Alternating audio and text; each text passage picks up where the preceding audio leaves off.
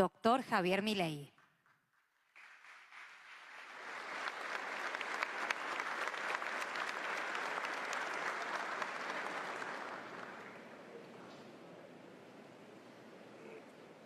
Buenas tardes.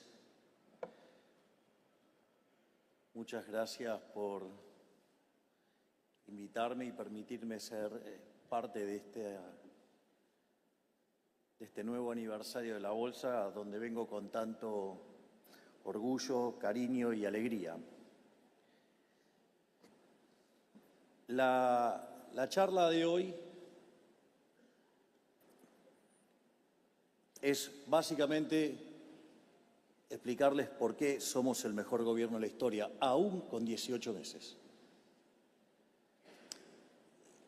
Y es interesante porque hace un año, cuando vine, era un montón de promesas. Y ahora tenemos un montón de datos. Pero claramente no soy un marciano, ¿sí? Digamos, y entiendo dónde vivo. Entonces, antes de empezar con la charla, voy a hacer una pequeña reflexión de microcoyuntura diaria.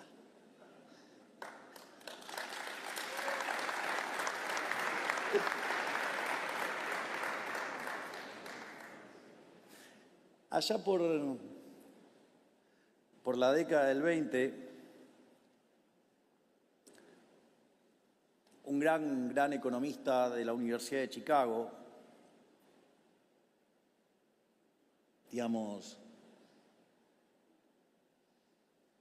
empezaba a desarrollar los conceptos de incertidumbre, digamos, y entre las discusiones entre Weiner y Frank Knight empieza a aparecer esa idea de riesgo e incertidumbre. Y la realidad es, digo, qué lindo momento poder hoy explicar esto acá, que además ustedes lo saben. Ustedes saben que el problema con la incertidumbre es que no la pueden medir, no la pueden trabajar, no la pueden manejar. Está fuera del alcance, digo, de lo que pueda hacer cada uno de ustedes. Sin embargo, la diferencia con el riesgo es que ustedes lo pueden medir. Y cuando ustedes, además, pueden medir el riesgo,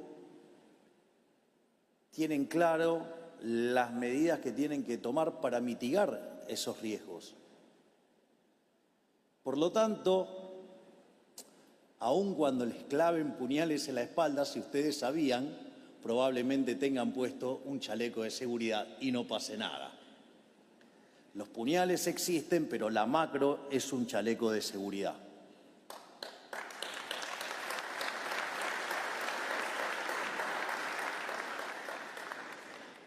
Ustedes podrían decir, bueno, pero estoy aburrido de escuchar economistas que ex post acertaron siempre.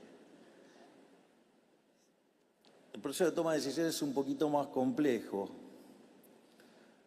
pero aquellos que hayan tenido la oportunidad de escuchar mi nota con Luis Majul ayer a la mañana, sabrán que nada de esto que está pasando a nosotros nos sorprende. Y nosotros estamos preparados para esto y sabemos que vamos a ser exitosos. Y saben que lo que pasó hoy ya lo sabíamos ayer. Tuvieron algún gesto el 25 de mayo, pero se criticaron mis formas. Ahora saben que Milei tenía razón. Pero sobre todas las cosas, lo más importante es que sepan que están desesperados. Esto es un acto de desesperación porque saben que en octubre la libertad arrasa.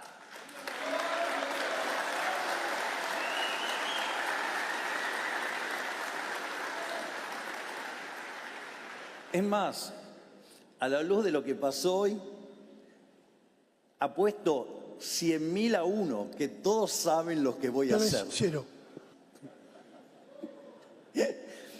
Así que, ¿saben qué? Vamos a vetar. Y si aún se diera la circunstancia, que no creo, pero se diera que el veto se cae, lo vamos a judicializar. Y aún si se diera el peor de los casos, que de repente la justicia tuviera un acto de celeridad de cosas que tardan en tratar muchísimos años y lo decidiera tardar en muy poco tiempo, aún así, el daño que podrían causar podría ser mínimo. Sería solamente una mancha en 2 meses, la cual el 11 de diciembre se la vamos a revertir en caso que tuvieran éxito. Lo cual, como verán, la política del superávit fiscal es permanente.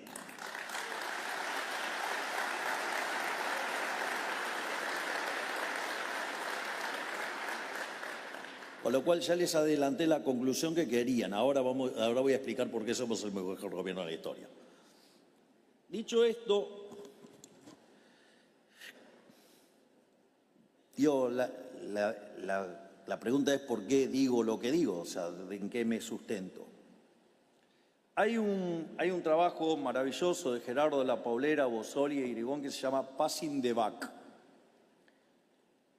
Passing the buck es lo que ocurre en las carreras de posta y cuando ustedes van pasando la posta de uno a otro. Entonces, utilizando el índice de presión macroeconómica que desarrolló Barro, lo que hicieron estos autores fue rankear todos los gobiernos de la historia argentina. Y en ese contexto, el mejor gobierno de la historia fue el primer gobierno de Menem. Y es más, el segundo gobierno quedó calificado como tercero. Es más, los autores hacen una mejora, del índice para contemplar cómo impactaban los números fiscales las privatizaciones. Y aún así, digamos, el primer gobierno sigue siendo el mejor gobierno de la historia hasta ahora. Y, digamos, el segundo gobierno de Menem estaba sexto con esta corrección. Es más, el propio Gerardo me dice, uno de los defectos que tenía ese índice es que no contemplaba, no era demasiado justo en términos de reformas estructurales.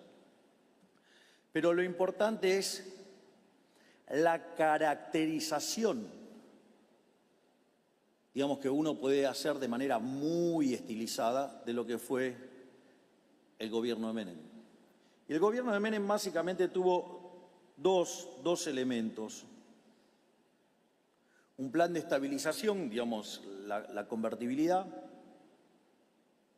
y un conjunto de reformas estructurales. O sea, ese es el núcleo duro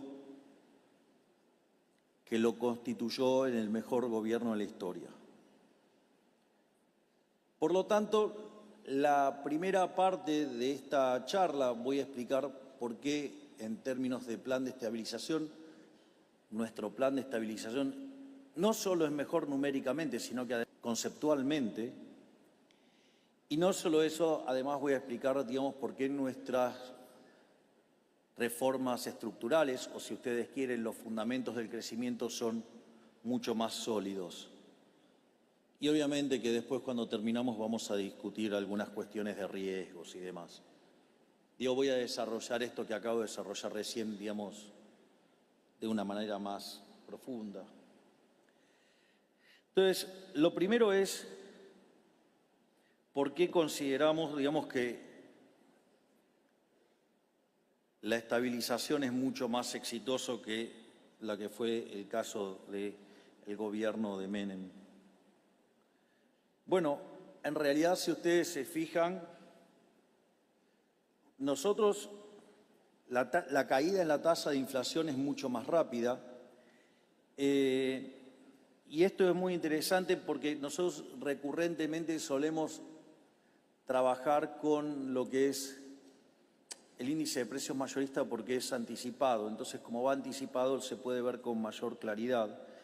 Y ahí, digamos, pasamos de niveles del 54% mensual a niveles de deflación. O sea, después de cerca de 17 años tuvimos un dato de deflación. Es decir, con lo cual pasamos de niveles de que anualizado, digamos, estaban en torno al 17.000%. Hoy escuché a Ariel Korenberg hablando que explica por qué estábamos en lo que era la dinámica de una hiper, ya sea si uno lo tomaba en lo que Kagan definía como hiperinflación, que digo, en un mes tuvieran más de 50% de inflación, y eso cuando ustedes miraban los indicadores diarios y semanales de inflación, la inflación viajaba entre el 1 y el 1,5% diario, o sea, con lo cual estaban todas las características dadas. Y además, yo entiendo que la extrapolación de eso es algo como que parece muy exagerado, pero cuando ustedes miraban el tamaño del desequilibrio monetario, nosotros teníamos el vencimiento a un día del equivalente de 4 bases monetarias y además teníamos vencimientos en deuda en pesos en un corto periodo por 9 bases monetarias. Es decir, que podríamos haber multiplicado en un lapso muy corto de tiempo por 14 la cantidad de dinero y además había un sobrante monetario que era el doble del que había en la previa del Rodrigazo. Así es que entiendo que los contrafácticos suelen generar sospecha, pero estaban los elementos claros para, digamos, un verdadero desastre macroeconómico. No les gusta mirarlo así, pueden mirar la tasa interanual de llegar a niveles en torno al 300%, hoy, digamos, vamos a estar viajando en torno al 20%, por lo tanto eso también muestra un gran éxito. Y lo más importante es cómo esto se logró. Entonces, esto es muy interesante porque una de las cosas que no hubo, digamos, fue una hiperinflación previa. Es decir, la convertibilidad venía de 2 episodios hiperinflacionarios, venía de la hiperinflación del 89 de Alfonsín y venía, digamos, de una propia hiperinflación cuando el plan Bungiborn, digamos, y después el de Herman terminan volando. Por lo tanto, digamos, no estuvo esa gran máquina de licuadora de todo que dejaba la demanda de dinero en un nivel tan bajo que la propia recomposición de la demanda de dinero facilitaba la estabilización. Pero también es algo muy interesante que logramos esto sin una expropiación. Es decir, nosotros no hicimos un plan Bonex. Nosotros no reperfilamos deuda en peso, digamos, poniéndole una frase para ocultar un default en moneda propia. Nosotros resolvimos el problema del balance del Banco Central y de las finanzas del sector público sin expropiaciones, respetando el mercado. Pero no solo eso.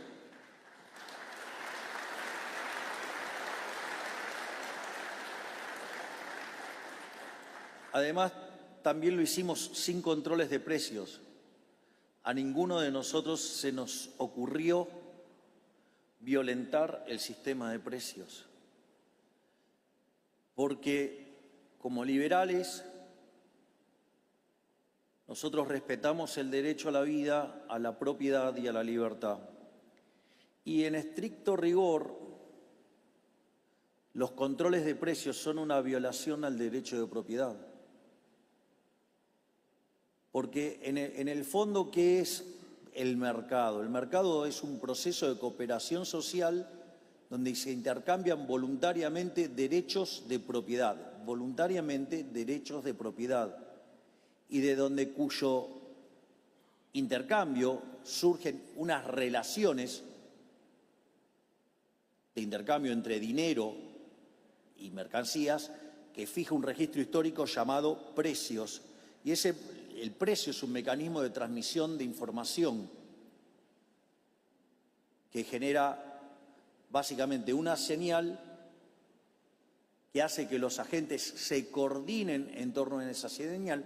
Algunos serán compradores, otros serán vendedores, y si hay desequilibrio se producirá un ajuste. Pero todo ese mecanismo parte de una institución básica que es el derecho de propiedad. Si ustedes violentan el derecho de propiedad, la señal está contaminada y el mercado no coordina. Una de las primeras demostraciones de por qué el socialismo fallaba, que está en la obra Socialismo de Mises, es que el socialismo rompe el cálculo económico. Al no haber derecho de propiedad, los precios no son precios, son registros contables. De hecho, los rusos gastaban muchísimo dinero en espías tratando de poner precios. Por lo tanto, sin cálculo económico no hay coordinación y por ende el sistema se rompe. Entonces, y eso nosotros lo entendemos y lo respetamos a la perfección, que es lo que tiene que ver con el respeto del derecho de propiedad y con la libertad. Pero además tampoco fuimos a un esquema de tipo de cambio fijo. De hecho, si ustedes quisieran hacer el comparado de la evolución de la inflación contra la convertibilidad, que sí tenía tipo de cambio fijo, deberían restarle a la inflación de cada mes lo que fue el crawling peg que teníamos hasta que decidimos flotar. Pero además, otra cosa más, y es que en los programas de estabilización anteriores, básicamente se hacía un ajuste de tarifas y el plan de estabilización se lanzaba después como para mostrar un éxito bastante rápido. A diferencia de esa hipocresía, nosotros hicimos la recomposición tarifaria desde el primer momento. Por lo tanto, aun cuando hubiéramos alcanzado niveles o dinámicas de inflación parecidas, con todos estos elementos que tiene nuestro programa, digamos, hace que sea el mejor programa de estabilización de la historia, muchísimo mejor que el plan de la convertibilidad, motivo por el cual estoy tan agradecido al mejor ministro de Economía del mundo, Toto Caputo, al presidente del Banco Central, Santiago Bausili, digamos, al vice, a Vladimir, digamos, a José Luis Daza y al crack de las finanzas, Pablo Quirno. Pero no solo nosotros logramos estabilizar la economía. Cuando nosotros logramos estabilizar la economía, una de las cosas que nos dijeron era que íbamos a hundir a la economía en una depresión. Y yo recuerdo que hablábamos que nosotros íbamos a tener una salida en B, y también usé una expresión en latín, y es que la actividad va a subir como pedo de buzo. Y, digamos, más allá de eso, en estos días se estuvieron publicando las recuperaciones comparadas, y no es que solamente salimos en B, sino que además de todas las salidas, esta es la salida más rápida que se tenga recuerdo de los programas de estabilización exitosos. Por lo tanto, también hemos sido exitosos en la forma en la cual salió el nivel de actividad. Pero no solo eso, porque a pesar de haber hecho esta estabilización con un ajuste en el Tesoro de 5 puntos del PBI, con un ajuste del Banco Central de 10 puntos del PBI, esto también es muy importante porque esto lo ha señalado en una entrevista Toto de una manera brillante y clarísima, y fíjense lo que la trampa en la cual estábamos metidos, que aún si hubiéramos resuelto la cuestión fiscal de una manera que nadie esperaba, ¿no? Porque después de 123 años de déficit, donde las veces que no hubo déficit fue porque estábamos en default,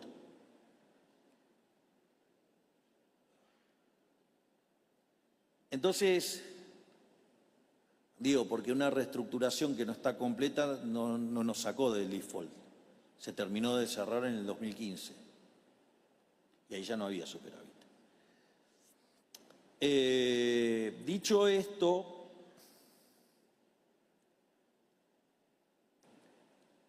todos predecían que íbamos a ir a un cataclismo y demás.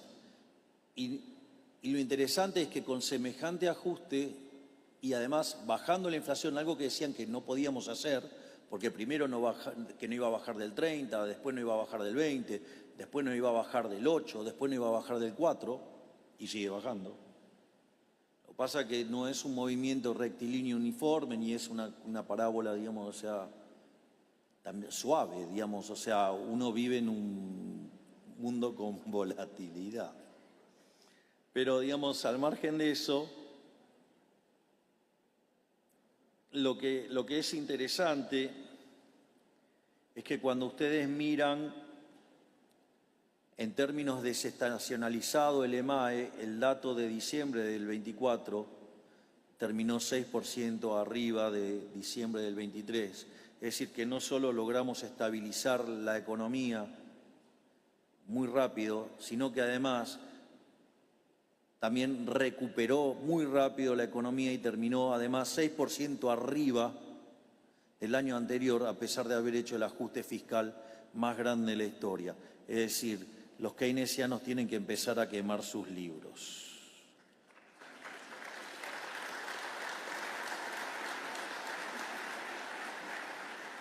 Y no solo eso, porque en el primer trimestre de este año, digamos, nos expandimos al 5,7 y hoy, digamos, en el segundo trimestre la economía viene para cerrar entre el 7,5 y el 8%, es decir, con lo cual logramos estabilizar exitosamente y además hacer la recuperación más rápida y con una economía que ahora crece arriba del 6%. Pero eso no es todo, porque usualmente se nos suele acusar a los liberales de no tener corazón, de ser desalmados, de ser crueles. Y esto también es interesante porque es ver qué pasó con los pobres. Digo, que venga a decirme que soy cruel, el imbécil que los ocultó borrando las estadísticas, es bastante insultante por lo menos, o aquel que dijo que teníamos menos pobres que Alemania.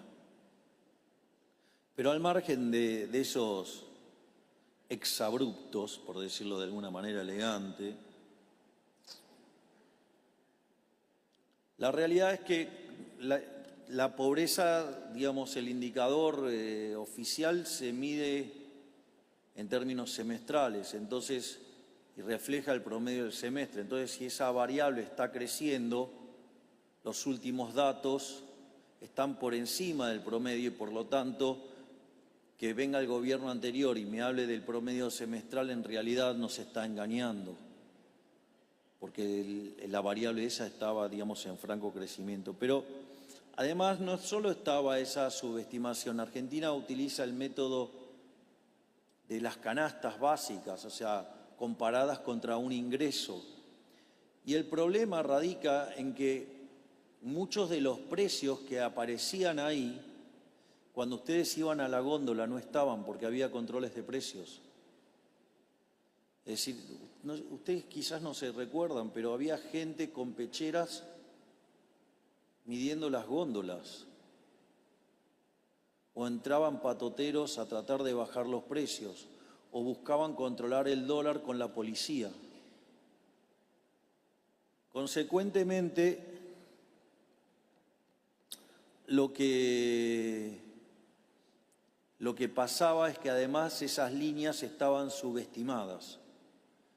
Y por lo tanto, digamos, cuando nosotros hicimos el sinceramiento en la medición mensual, ese número saltó al 57%.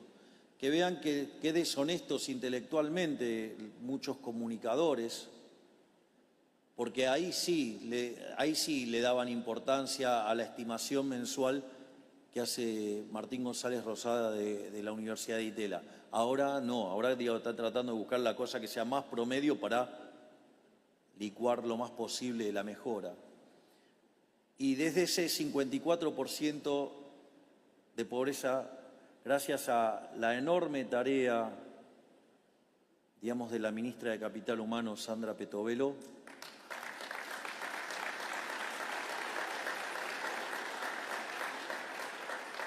junto al accionar, digamos, de que lo que se hizo en economía, lo que se hizo todo el equipo, porque lo que van a ver es que a lo largo de esta charla, lo que yo les voy a estar mostrando es el truco de cómo funcionan todos los ministerios juntos para generar prosperidad. Lo interesante es que hoy, desde aquel fatídico 57%, hemos sacado de la pobreza a 11 millones de argentinos, le guste o no les guste a las cucarachas.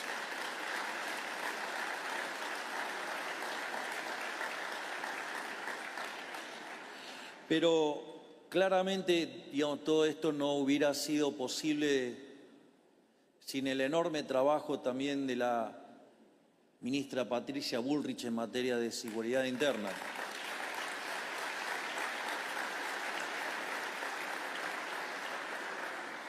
Es decir, el derecho de propiedad se respeta con orden. Y yo recuerdo que parecía que terminar con los piquetes era algo imposible. Y cuando nosotros llegamos, el último año había habido 8.000 piquetes. Y gracias a la enorme tarea de la ministra Bullrich y todo su equipo, llevaron ese número a 0. Gracias, ministra.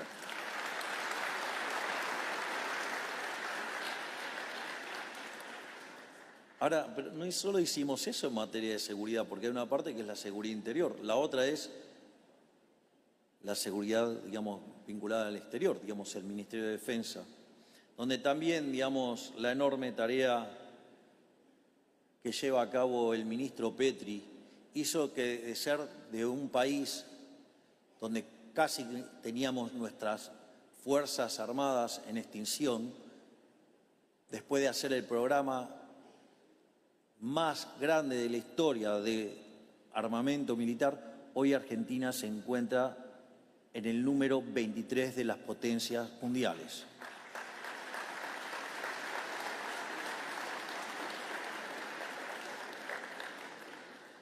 Pero como si todo esto fuera poco, además, y ahí, digamos, sin lugar a dudas hay alguien que se destaca, que es el profesor Sturzenegger, hemos hecho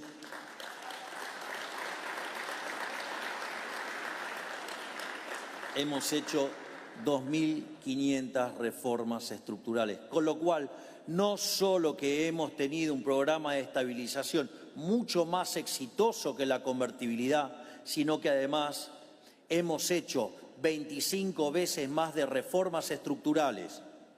Pero esto lo hicimos con 15% de la Cámara de Diputados, 7 senadores, una traidora, pero con el mejor jefe de gabinete de la historia, que es Guillermo Francos.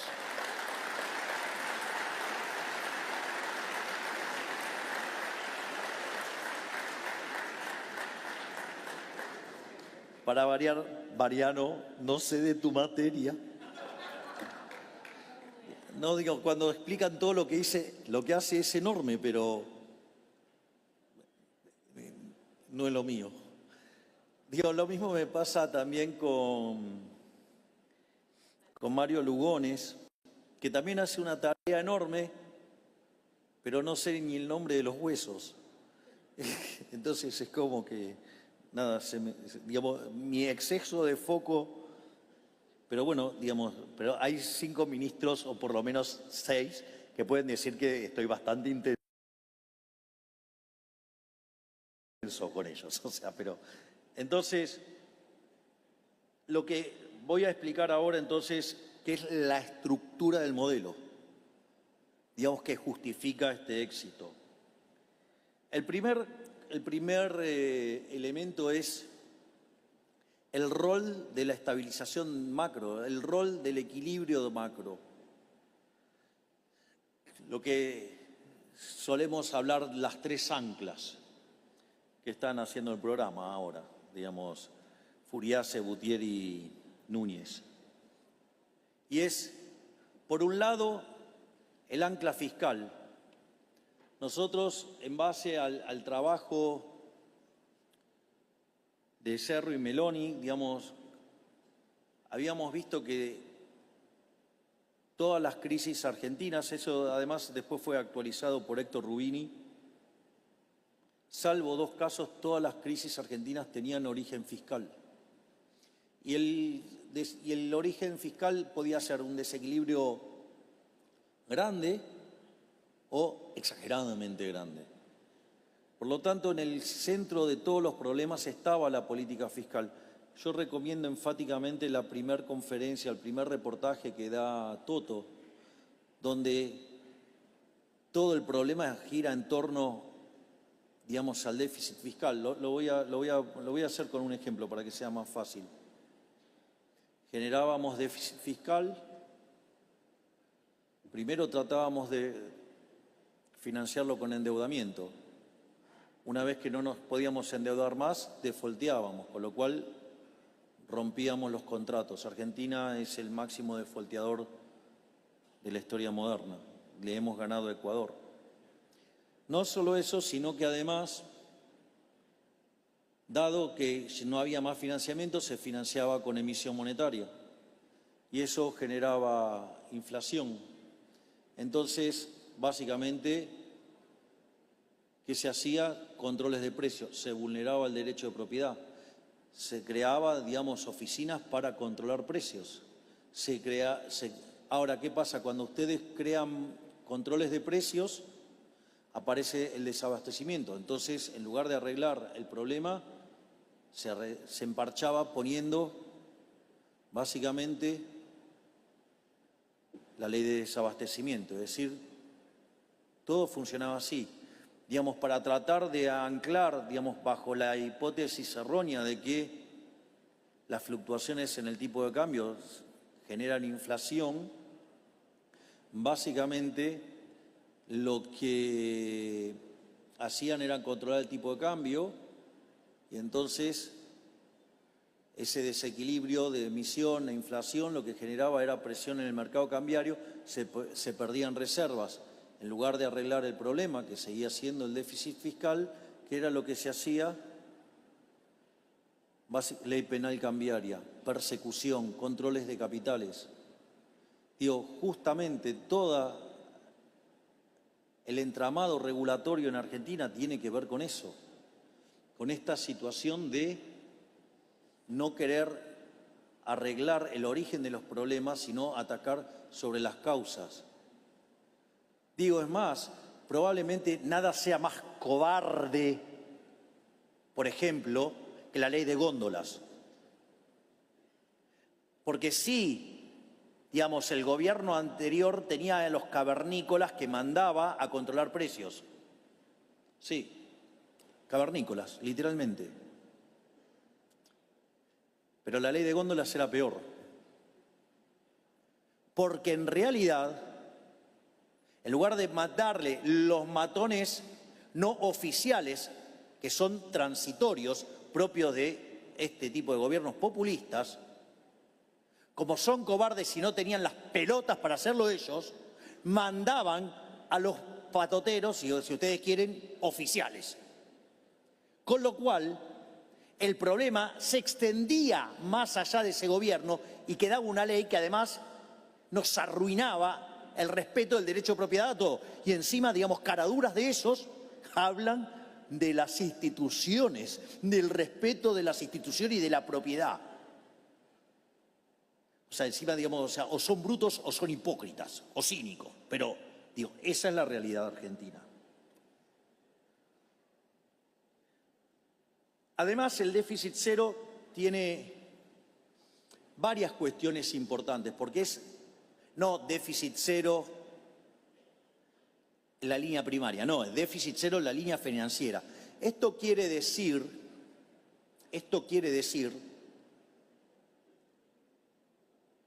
que entonces la deuda no crece. Y si la deuda no crece más, la relación deuda-producto es no creciente y por ende pasamos a ser solventes intertemporalmente. No por nada, el riesgo país de niveles de 3.000 hoy está en 700, digamos, pese a la casta política, pese a los degenerados fiscales, pese a estas primates, perdón por los primates, digamos, que creen que la restricción de presupuesto es algo flexible. Y eso, digamos, tiene ese impacto que es muy importante porque eso afecta a la solvencia, por ende afecta al riesgo país y eso hace caer la tasa de interés y eso permite la acumulación de capital, eso permite que la productividad de los trabajadores sea más alta y se pueda pagar mejores salarios. Es decir, es una contradicción cuando estas bestias hablan de que les importa, digamos, el bienestar de la gente y se dedican a fabricar riesgo país, porque lo que están haciendo es descapitalizar a la economía y a los que más perjudican es a los que menos tienen. Pero no solo eso, el hecho de haber hecho el ajuste fiscal implicó devolverle 15 puntos del PBI a la gente. Entonces, de estar discutiendo la hiper, por ejemplo, los bancos empezaron a trabajar de bancos, no, digamos, de ser una oficina del Banco Central. O sea, no se dieron cuenta, digo, el sistema financiero de la forma que funcionaba antes, digo, casi era soviético, era un apéndice, digamos, del Banco Central con fachada privada. Digo, pero para prestarle al Banco Central.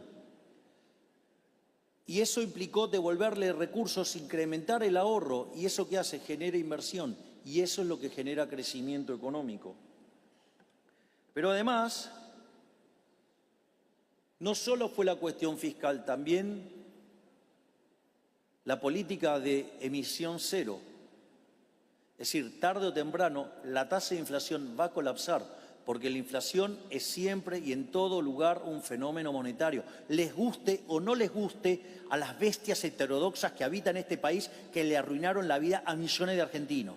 Y habiendo fijado la cantidad de dinero, ya hace más de un año, nosotros sabemos que para mitad del año que viene la inflación va a dejar de existir. ¿Tendrá fluctuaciones? Sí. ¿Podrá bajar más rápido o más lento en función de lo que hagan los degenerados fiscales? Pero inexorablemente va a colapsar.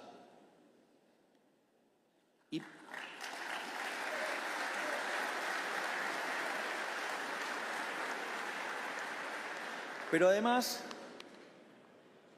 al terminar con la inflación, deja de haber ruido sobre el sistema de precios. Recuerde que, ¿qué es lo que dije? El sistema de precios es un mecanismo de transmisión de información.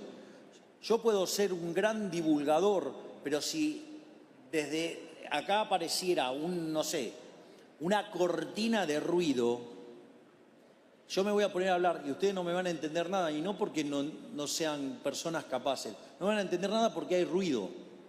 Ese ruido es la inflación.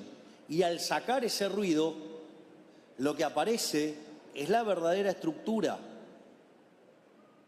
Y eso es sobre lo que tenemos que trabajar. De hecho, nosotros estamos haciendo mucho para mejorar cómo funciona la economía. Voy a hacer un argumento de estado estacionario, aclaro, de estado estacionario, o lo que en la economía austríaca se llama la economía de giro uniforme. En la economía de giro uniforme el precio es igual al costo medio. Es decir, que ustedes con el precio pueden pagar por los salarios, van a pagar el costo de operación y mantenimiento, van a pagar los impuestos y van a pagar la retribución del capital, digamos, en ese equilibrio de estado estacionario. Básicamente, hay una parte del trabajo que inexorablemente la tiene que hacer el sector privado bajando los costos de operación y mantenimiento, o sea, tienen que ser más eficientes. Hay una parte del trabajo que la hacemos nosotros y es bajar impuestos. Nosotros en el último año bajamos más de 2 puntos los impuestos. Hicimos algo que nadie esperaba, era eliminar el riesgo país, el impuesto país, y dijimos que lo íbamos a hacer y lo hicimos.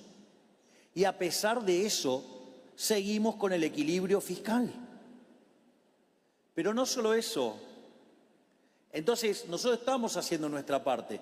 Los degenerados fiscales no quieren que el dinero vuelva a ustedes, porque una de las hipótesis con las que nosotros estamos trabajando, y es que si la economía se expande, en caso de que lográramos la reelección y llegáramos al 2031 y la economía se expandiera a tasas entre el 6 y el 8%, nosotros bajaríamos los impuestos 1,5 puntos del PBI por año y le estaríamos devolviendo a los argentinos de bien 500.000 millones de dólares, es decir, más de lo que tenemos de deuda. ¿Y saben qué es lo que se discute en el nido de ratas, en la madriguera inmunda, donde están todos los degenerados fiscales que no quieren devolverle a ustedes su dinero?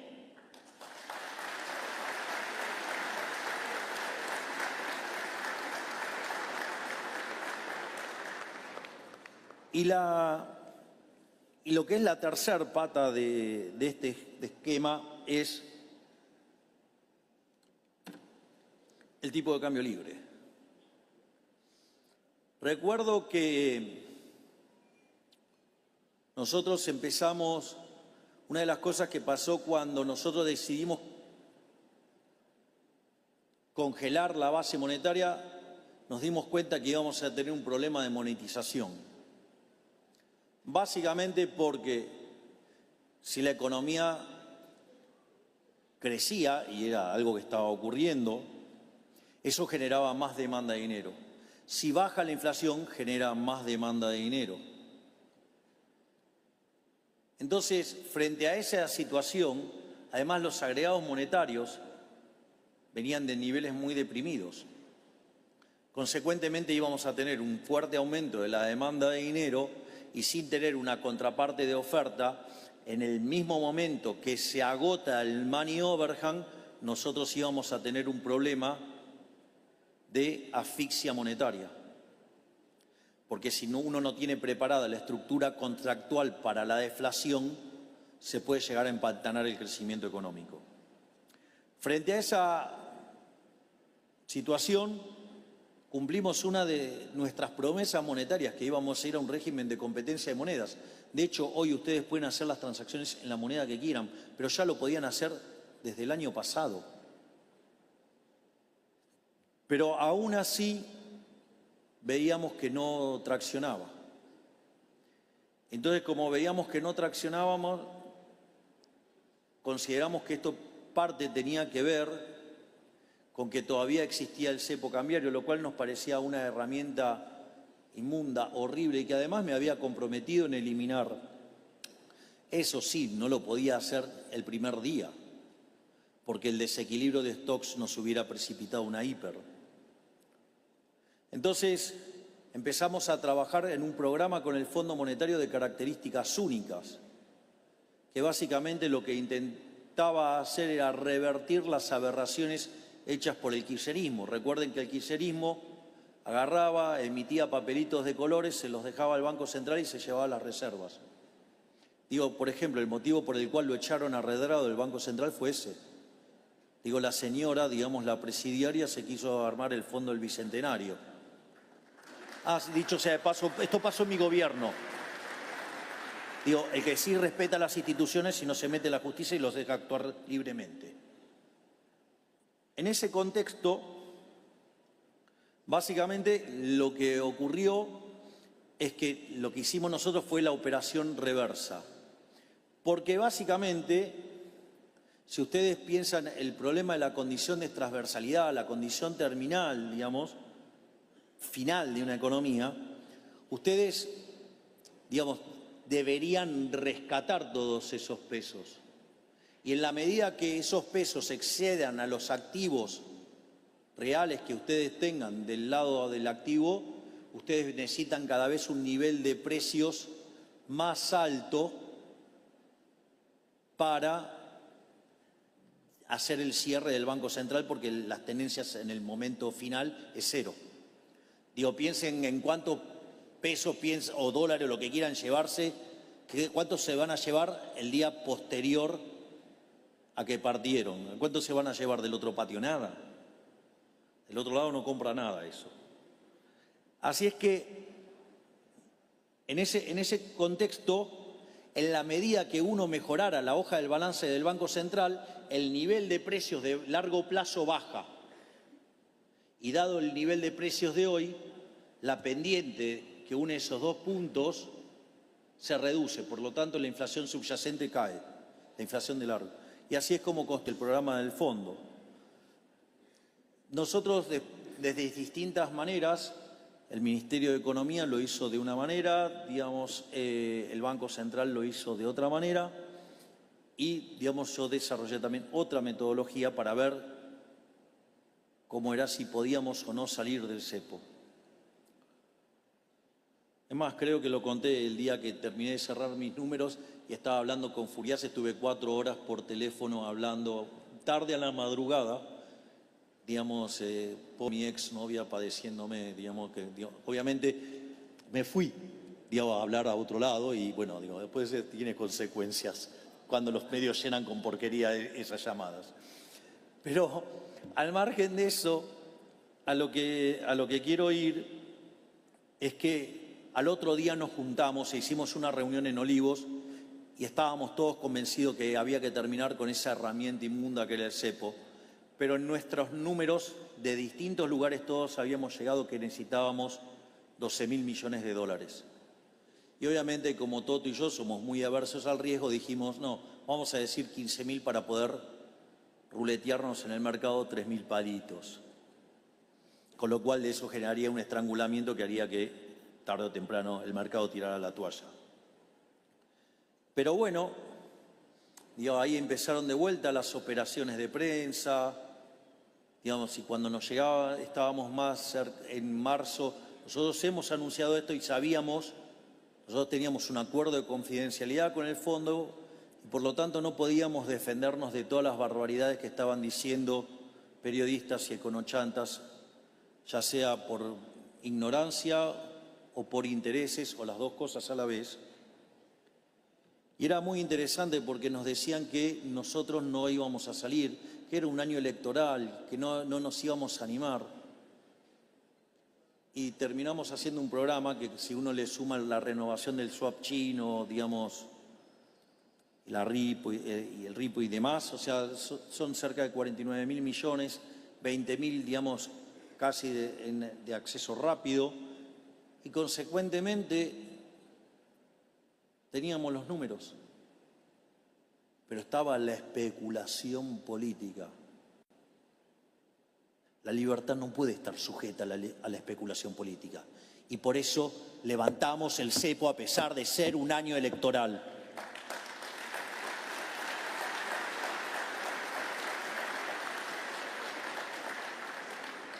Y ahí también apareció otra discusión que era básicamente el traspaso a precio de la devaluación.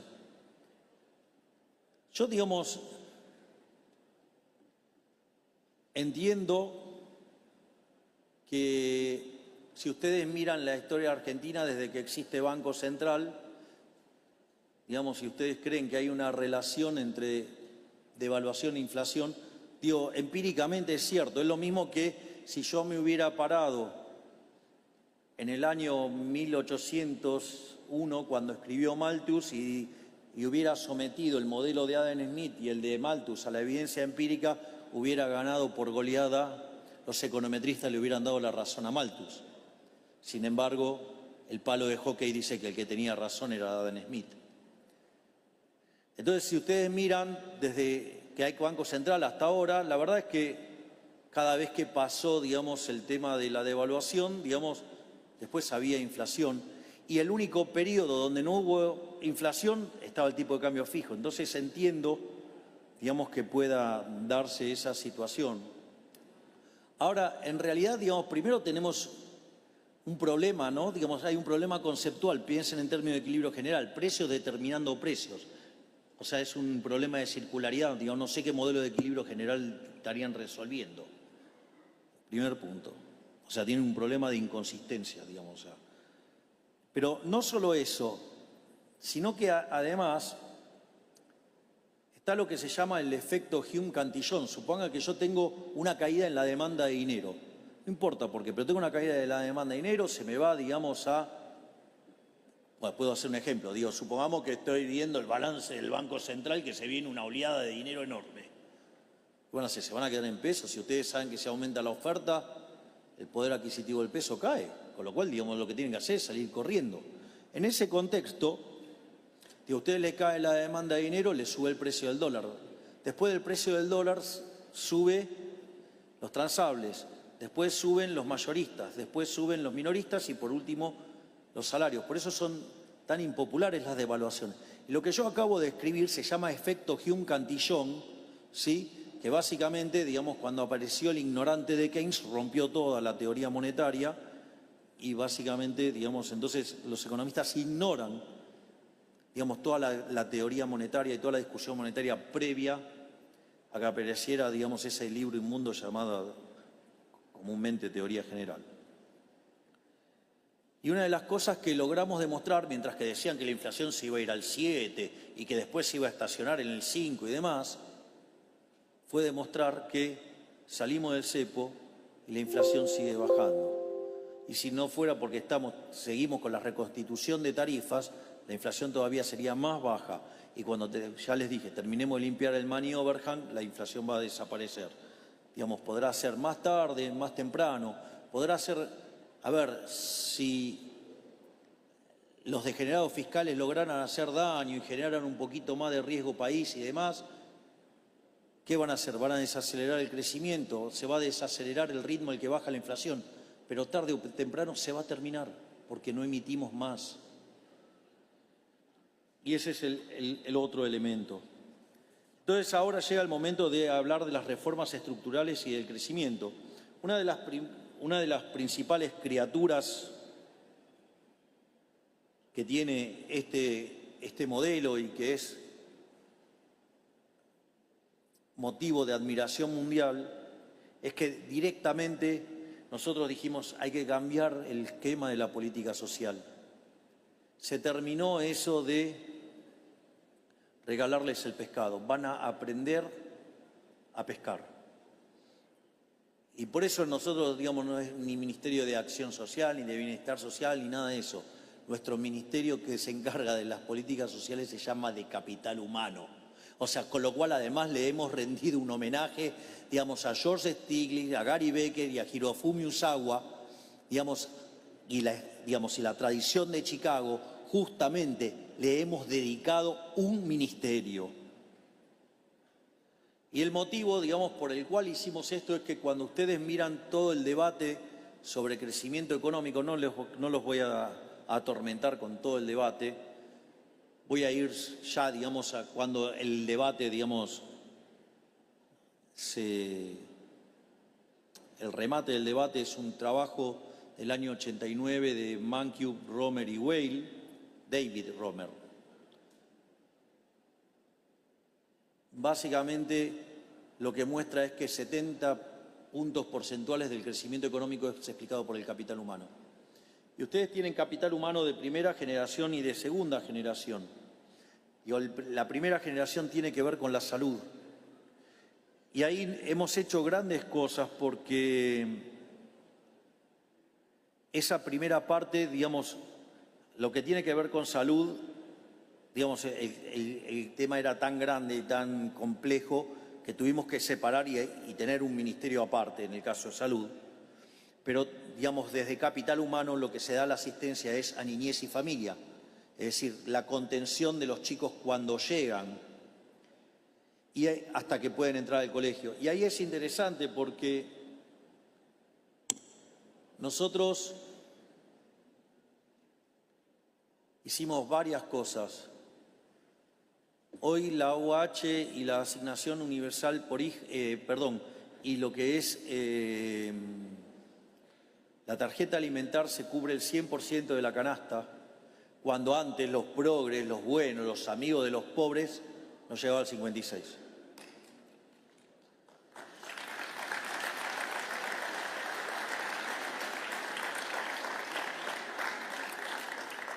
No solo eso, sino como les había contado antes, esos precios antes estaban falseados y ahora son precios de verdad. Ahora son precios, no registros contables.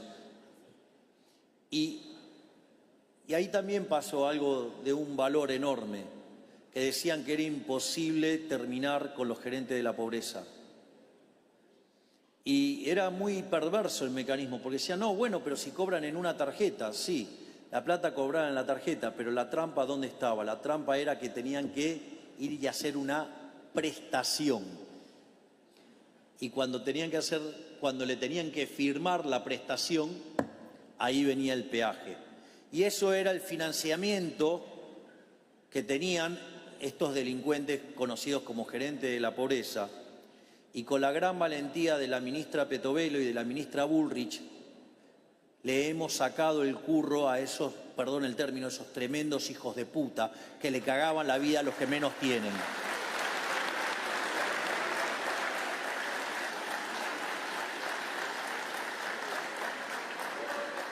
Con lo cual ahora además reciben mucho más todavía. Pero también trabajamos en lo que es el capital humano de segunda generación, después de la situación devastada que quedó en la educación. La ministra Petovelo lanzó el plan de alfabetización, se procedió, digamos, a empezar a evaluar, porque ustedes lo que no miden no lo pueden arreglar. Y además, la enorme tarea que se está llevando en todo lo que es la política educativa, donde tenemos algunos secretarios y subsecretarios que son verdaderas estrellas. Y esto, además, toda esta política está enlazada con el mercado laboral, tanto por lo que tiene que ver con las personas, los chicos que salen del colegio y se puedan insertar en el mercado de trabajo, como aquellos que quedaron afuera del mercado de trabajo y que puedan ser reentrenados para volver a ingresar en el mercado de trabajo. Y si bien, digamos, ya hemos hecho avances en materia de legislación laboral, a partir del 11 de diciembre vamos a continuar con la reforma laboral.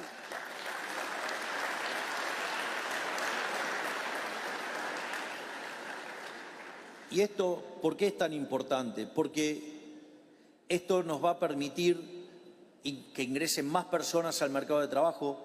O sea, Argentina no tiene puestos de trabajo nuevos desde el año 2011. La cantidad de empresas que contratan trabajo está fija desde el año 2008. Bueno, eso está cambiando. Pero, además, Argentina también tiene una PEA muy baja.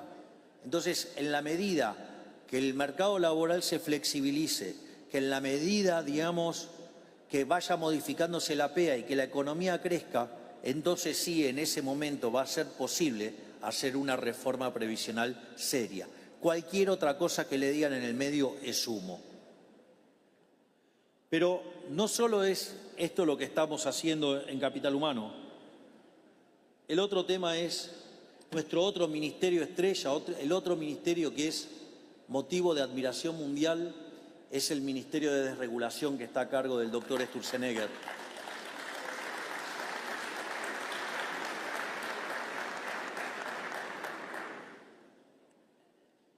El formato divulgación, para contar, digamos, de qué va el ministerio, lo ha explicado de manera brillante Federico en varias entrevistas. Dice, Claro, cuando llegó a este gobierno lo que había cambiado era la pregunta. Antes la pregunta era ¿cómo hacemos eficiente el Estado? ¿Cómo hacemos eficiente lo que está? Ustedes sabrán que por una cuestión filosófica esa pregunta yo no me la hago de ninguna manera. Casi me genera repulsión esa pregunta. Porque como señalaba Milton Friedman, hay 4 formas de gastar. Ustedes pueden gastar la suya o la de otros y la pueden gastar en ustedes o en otros. Siempre la mejor forma de gastar es gastar el dinero propio en uno mismo, porque ustedes saben lo que quieren y ustedes saben lo que les costó ganarla. Esa es la mejor forma de gastar. ¿Por qué? Porque maximiza los beneficios. Ahora, ustedes, por ejemplo, pueden gastar su dinero en otros. Los regalos. Tratan de quedar bien con lo menos posible, o sea, ¿qué hacen? Minimizan el costo. En otros casos, pueden gastar el dinero de otros en ustedes mismos. Eduardo, no saben las cosas que le hacen a algunos de los que tiene. Le gastan la suya, no sabe cómo se le gasta cuando se van de viaje con la de usted. Pero después son unos pijoteros tremendos. Yo no me olvido más, un día estaba por tomar un avión, digamos, o sea, en la época que trabajaba con Eduardo, gracias por todo lo que aprendí. Y gracias para Miguel Ángel Broda, que también es que ahí y que fue el que me hizo un verdadero economista. Gracias, profe.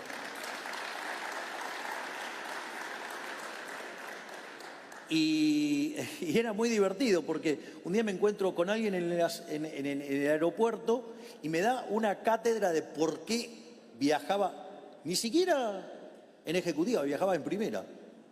Dije, qué interesante, yo escuchaba. Y después me lo encontré en la época de vacaciones en el aeropuerto y muy gracioso porque, claro, estaba con la familia.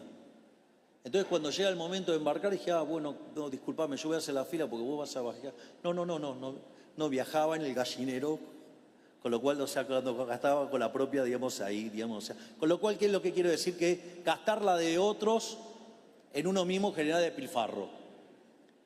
Entonces, ¿cuál es la peor forma de gastar? El dinero de otros en otros, porque ustedes no saben lo que cuesta ganarlo y tampoco tienen idea de lo que quiere el otro. Por lo tanto, por definición, el Estado siempre funciona mal y lo hace de manera ineficiente. Por eso recomiendo altamente que lean el trabajo maravilloso de ese libro que acaba de publicar Axel Kaiser, que se llama Parásitos Mentales. Cómo a lo largo de los últimos años, 100 años, nos llenaron de mierda socialista la cabeza y creemos que las cosas las tiene que hacer el Estado. No. Responsabilidad individual, vamos. Pero tampoco es fácil salir de ahí, ¿eh? Recuerden que cuando el pueblo hebreo dejó Egipto, después de estar más de 400 años en esclavitud y putear todos los días contra el faraón, cuando Moisés dijo, vamos, salieron 1 de cada 5. Ojo. Si la libertad es un desafío que hay que enfrentarlo. Pero entonces no puede ser la pregunta ¿cómo lo hacemos bien? Porque la respuesta es no hay forma.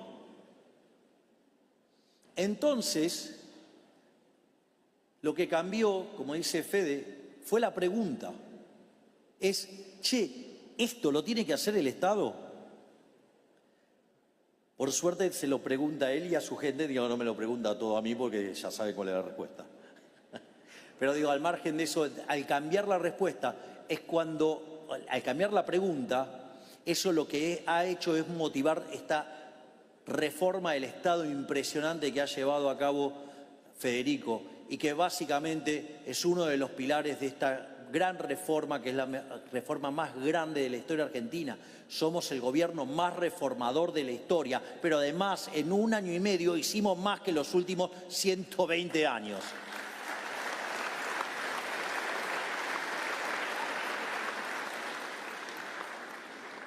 Si de algo les sirve lo que voy a decir, tenemos por lo menos 1.500 reformas más. Nos vamos a parar hasta convertirnos en el país más libre del mundo. Así que hay más. Más allá de esto, digamos, ¿cuál es el fundamento teórico? ¿De dónde sale la base teórica? Eso está expresado en un libro reciente mío que se llama Capitalismo y Socialismo y la Trampa Neoclásica.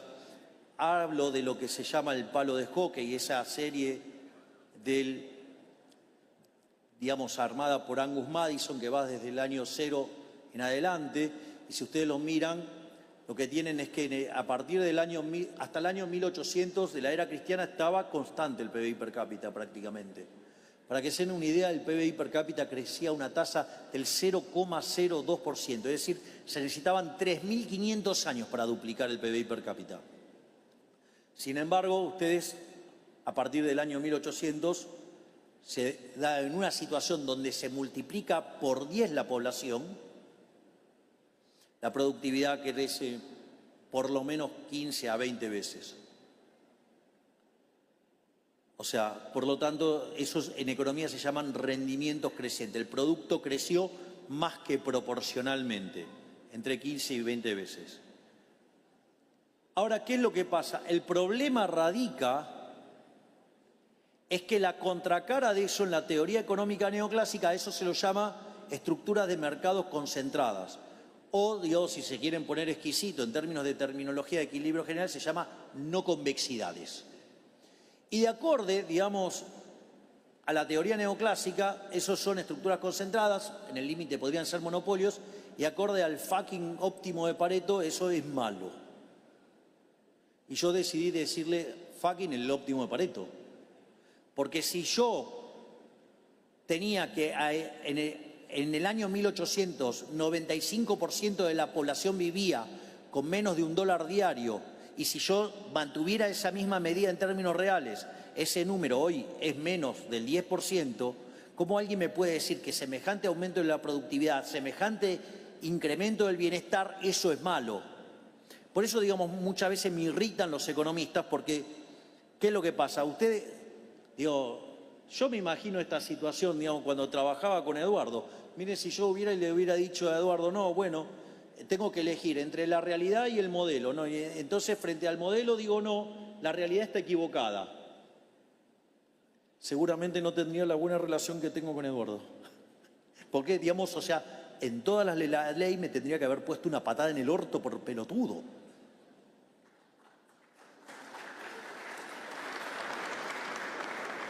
Los economistas nos hemos enamorado tanto del modelo de equilibrio general que cuando la realidad no mapea con el modelo, somos tan arrogantes que lo llamamos fallo de mercado. No, fallo de mercado no. Digamos, yo les voy a decir algo, no existen los fallos de mercado. O sea, porque si el mercado es un proceso de cooperación social donde se intercambian voluntariamente derechos de propiedad, si los intercambios son voluntarios, nunca puede haber fallo. Y si hubiera un acto violento que no permite que esas acciones sean voluntarias, eso significa que hay alguien que está ejerciendo la violencia. Y ese que ejerce la violencia de manera sistemática, ¿quién es? El Estado. Por lo tanto, cuando ustedes creen que algo funciona mal y creen que hay un fallo de mercado, lo primero que recomiendo es que miren si no está metido en el medio del Estado. Y la segunda, que es sería como el segundo teorema de Milei, y es, si ustedes, o sea, aún así eso sigue funcionando mal, cambien el modelo porque está mal.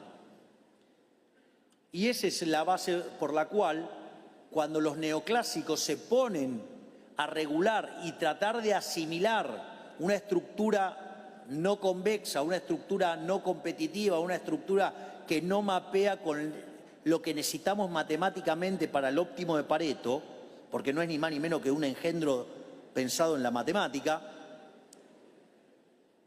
y se regula, lo que ustedes hacen es matar los rendimientos crecientes. Y cuando matan los rendimientos crecientes, mataron el crecimiento económico. ¿Y qué es entonces lo que hace Federico todo el tiempo? Libera rendimientos crecientes. Es decir, no tenemos conciencia todavía de todo lo que se ha hecho en materia de reforma y todo lo que viene para adelante en materia de crecimiento. El otro tema, digamos, que también juega un rol fundamental es las relaciones exteriores. Lo que estamos haciendo, digamos, por abrir la economía. Habrán escuchado mis declaraciones en el Mercosur, habrán visto el logro que tuvimos con EFTA. Digamos, estamos avanzando en un acuerdo con la Unión Económica Europea, estamos avanzando en un tratado de libre comercio preferencial con Estados Unidos, mientras miren cómo le va al resto. Parece que nuestra política internacional está funcionando. Y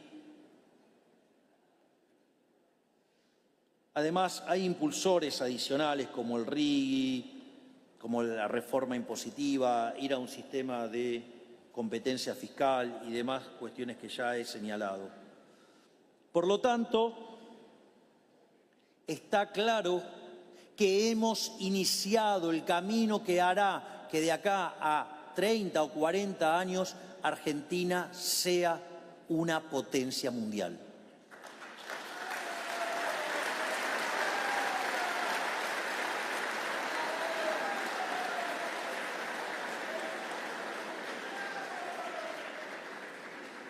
Y entonces, si todo es maravilloso, ya está.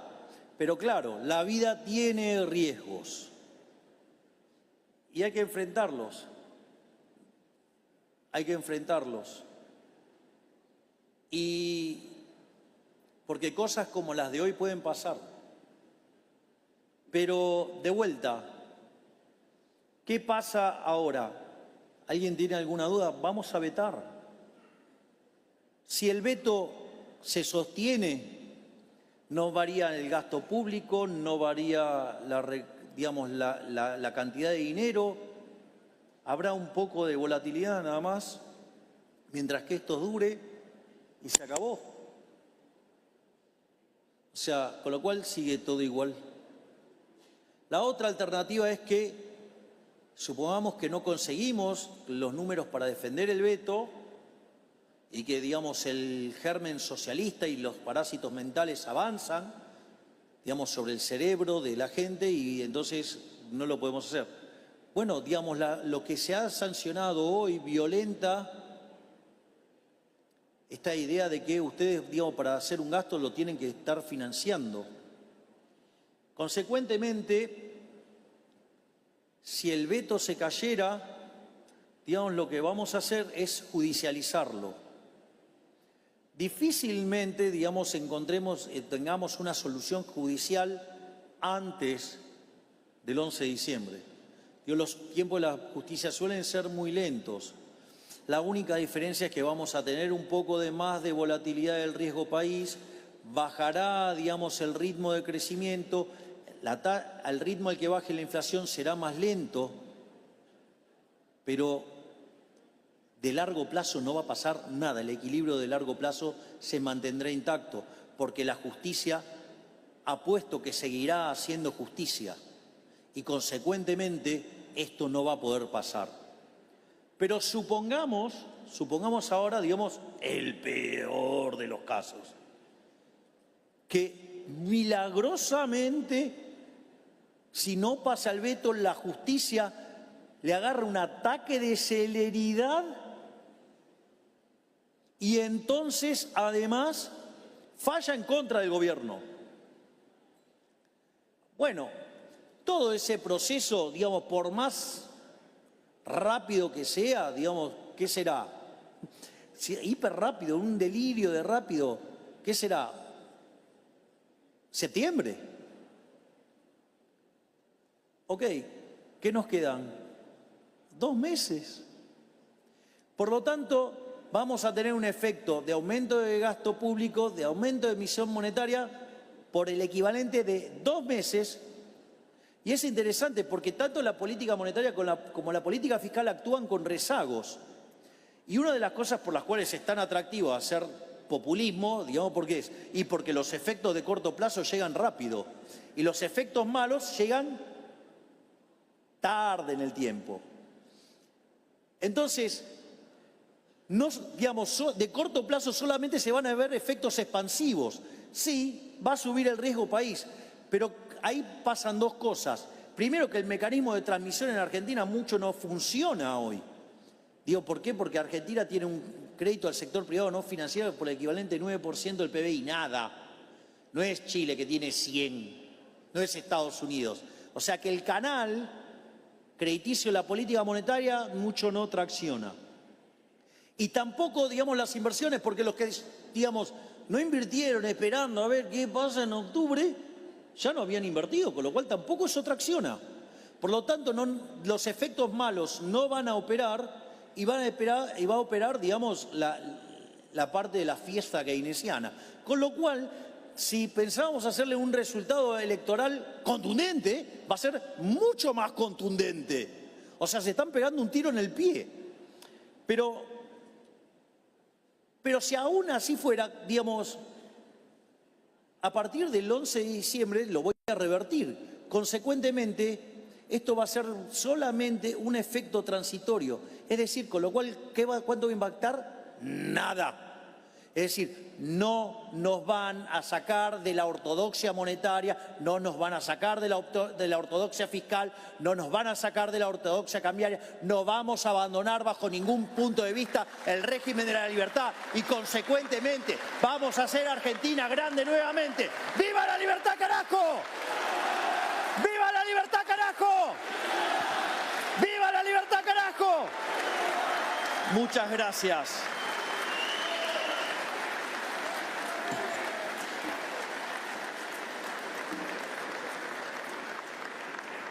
Señoras y señores, con las palabras del señor presidente de la Nación, damos por finalizada la ceremonia conmemorativa del 171 aniversario de la Bolsa de Comercio de Buenos Aires. A todos, muchas gracias.